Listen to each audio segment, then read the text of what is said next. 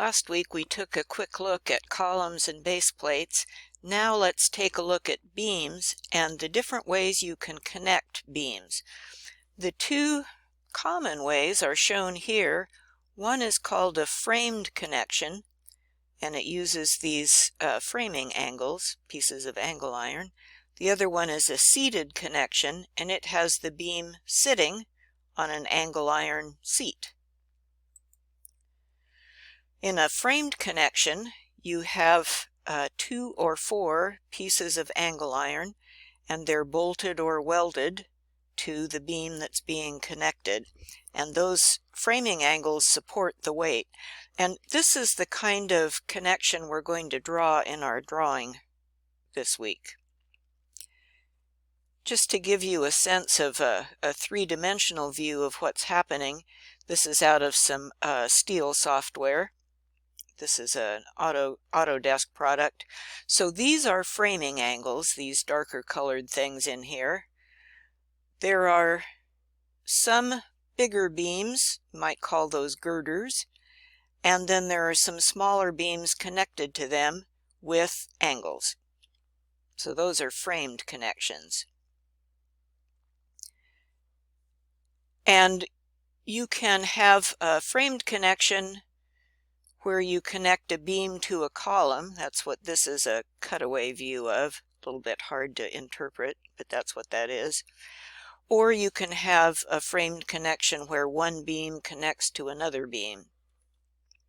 This one here, the beam and the girder, that's the bigger one, are supposed to be level so that we can put a floor on there. So we have coped or notched the beam so that they'll be at the same level.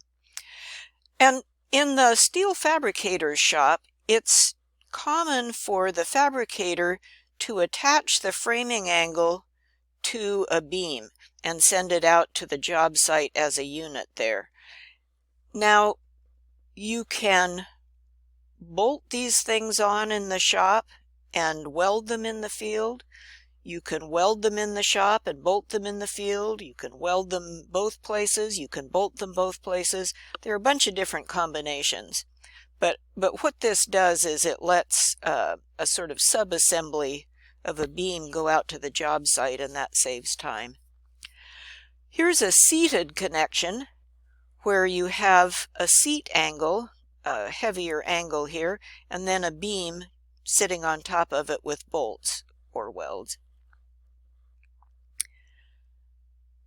So the fabricator might attach this seat angle to a column or to a beam, or that might get done out on the job site. These seated connections are easier to construct, and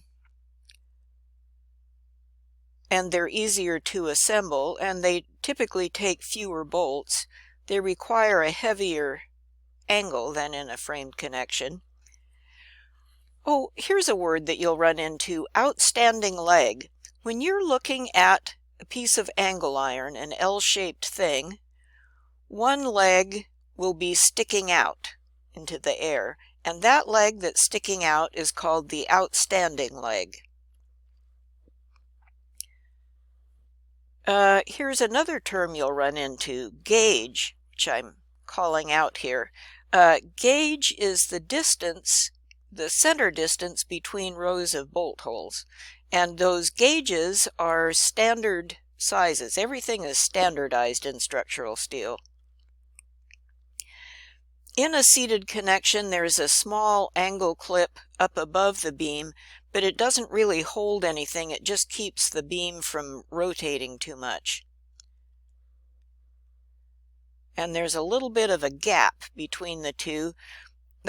Beams come with tolerances, as every part does. Everything in the world has a tolerance.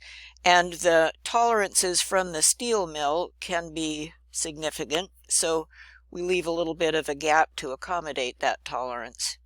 Sometimes you'll see a gusset in there for stiffening the seat angle. Then a third kind of connection that you run into is a single plate. It's kind of like a framing angle with only one leg, if you want to think of it that way. It's just a flat plate with bolt holes, and the beam gets bolted to that plate. Because there's only one plate and one web of the beam, it requires more bolts than a framed connection would, but it's easier to fabricate and erect. Here's a little bit of detail about that. AISC, the Steel Construction Institute, has requirements for how big and how far.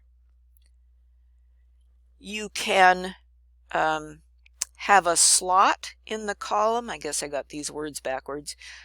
This picture is showing a slot in the column with the single plate inserted through the slot. That goes with these words. The picture on the left goes with the words on the right, and here's where we see a single plate just welded to the outside of the column. And you sometimes see single plate connections on all four sides of a column. And you can see, looking at this top view of the column, why a square tube is a lot easier to erect and fabricate than a round tube, because you have four flat sides, and if you need to weld on connecting plates or angles, it's easy to do.